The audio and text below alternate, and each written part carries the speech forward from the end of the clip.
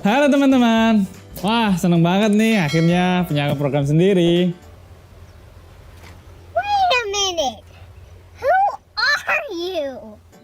Nah, di kelas tutorial kali ini aku Habib Tri akan nemenin kalian sampai paham tentang dasar-dasar fotografi.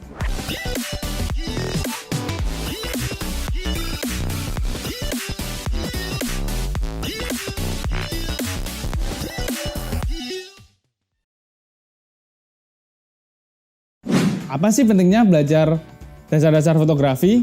Tentu saja, supaya foto yang kalian hasilkan bisa bagus, menarik, dan gak asal-asalan.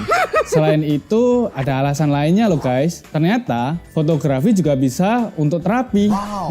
Baru tahu kan ya? Nah, menurut liputan6.com, alasan kita harus belajar fotografi selain untuk menghasilkan foto yang bagus adalah terapi. Kok bisa ya? Nah, meluangkan weekend untuk sesi fotografi ternyata bisa membantu teman-teman untuk menghilangkan kepenatan loh. Oke, sebelum lanjut ke tutorial, kita wajib tahu dulu nih apa itu segitiga exposure dalam fotografi. Segitiga exposure adalah sebuah istilah yang merujuk pada 3 elemen dasar pencahayaan kamera, yaitu aperture atau bukaan diafragma, shutter speed atau kecepatan rana, dan ISO. Apa sih kak ISO, aperture, dan shutter speed?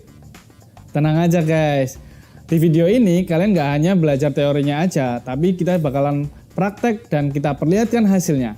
So, stay tune ya dan jangan skip video ini. Yang pertama adalah aperture. Aperture atau juga disebut dengan bukaan diafragma merupakan bagian dari kamera yang berfungsi untuk mengontrol cahaya yang ditangkap oleh lensa. Aperture biasanya ditandai dengan satuan f-number, misalnya f1,8, f5,6, f22, dan lain-lain.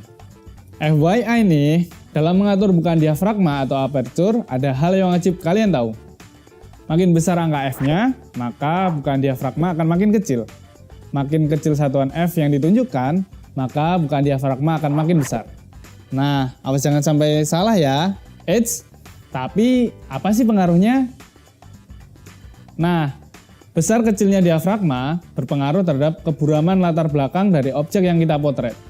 Semakin lebar bukaan diafragma yang kita gunakan, maka latar belakang objek yang kita potret akan makin buram. Begitu juga sebaliknya. Oke, udah jelas ya? Oke, kita geser ke shutter speed. Jika aperture tadi berfungsi untuk mengontrol jumlah cahaya yang ditangkap, shutter speed ini fungsinya untuk mengatur seberapa lama sensor kamera dalam menangkap cahaya. Beda ya geng sama aperture. Shutter speed biasanya ditampilkan dalam hitungan detik atau pecahan detik. Misalnya 1 second, 1/50 second, 1/125 second, dan lain-lain.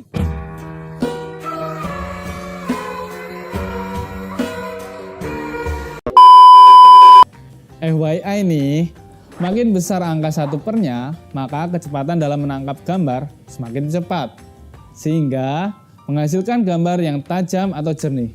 Begitu juga sebaliknya. Oke, kita lanjut ke ISO. Apa sih ISO?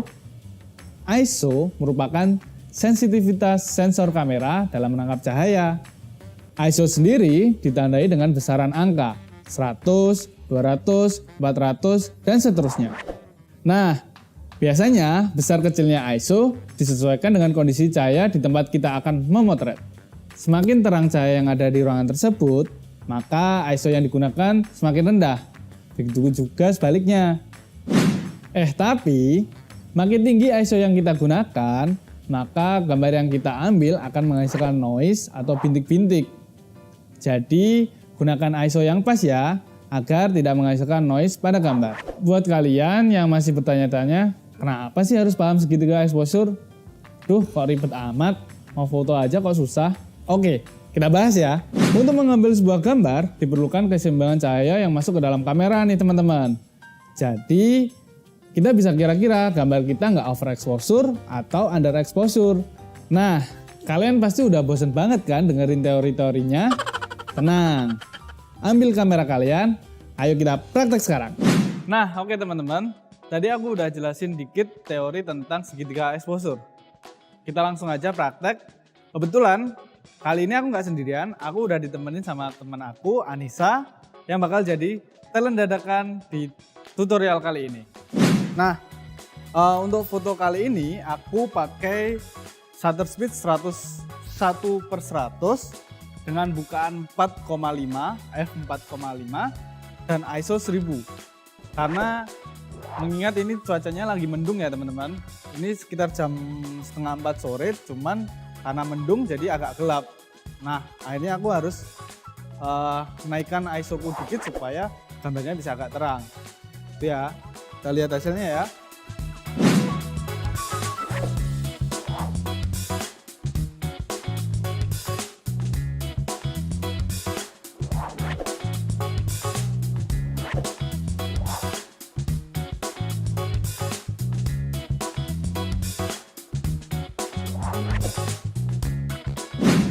Settingan tadi itu kurang cocok ya, jadi masih overexposure.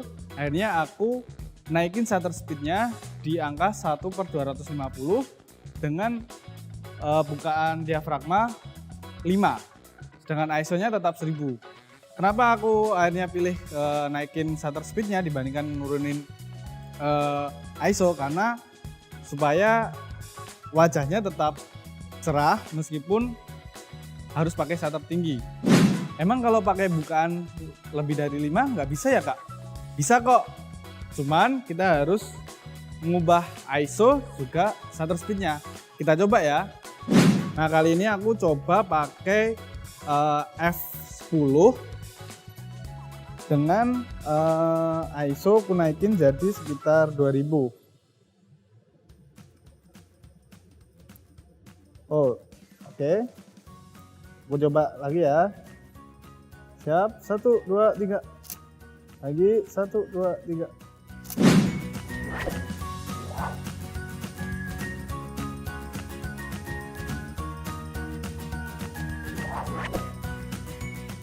Nah ternyata nih teman-teman, setelah aku coba untuk naikin, diafragmanya ke angka 10, aku harus naikin ISO-nya ke 3200 dengan shutter speed 320 atau 1/320. Kenapa? Karena memang semakin tinggi atau semakin kecil bukaan diafragmanya, otomatis kita harus menggunakan ISO yang lebih tinggi tapi dengan shutter speed yang lebih rendah. Cuman karena tujuanku tadi itu supaya wajahnya tetap cerah, otomatis ISO-nya aku naikin ke 3200, sehingga untuk ngimbangin dengan background-nya aku tambah speednya ke 1/320 tuh. Nah tadi kan kita udah coba ngotak-ngatik bukan diafragmanya. Sekarang kita coba untuk yang kita otak-atik itu adalah yang jadi patokan adalah ISO-nya. Kira-kira gimana ya dengan settingan dari shutter speed sama diafragmanya? Yuk kita coba.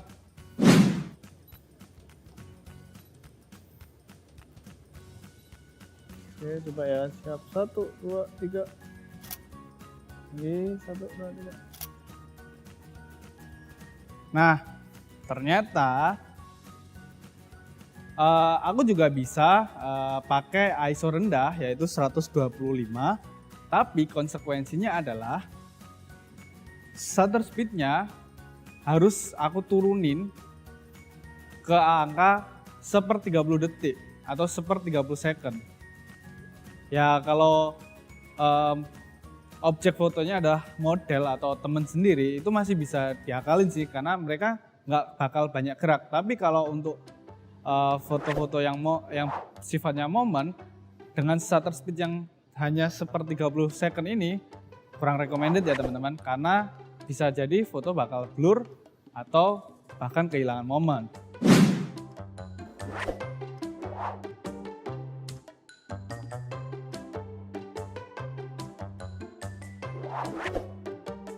Oke, kita udah bahas teori dan juga praktek nih teman-teman. Terus belajar dan terus explore kemampuan kalian ya. Habib Tri pamit. Jangan lupa untuk like, komen, dan subscribe channel YouTube kita, Kece TV by Unesa. Selamat berkarya dan sampai jumpa di kelas tutorial edisi selanjutnya. Bye!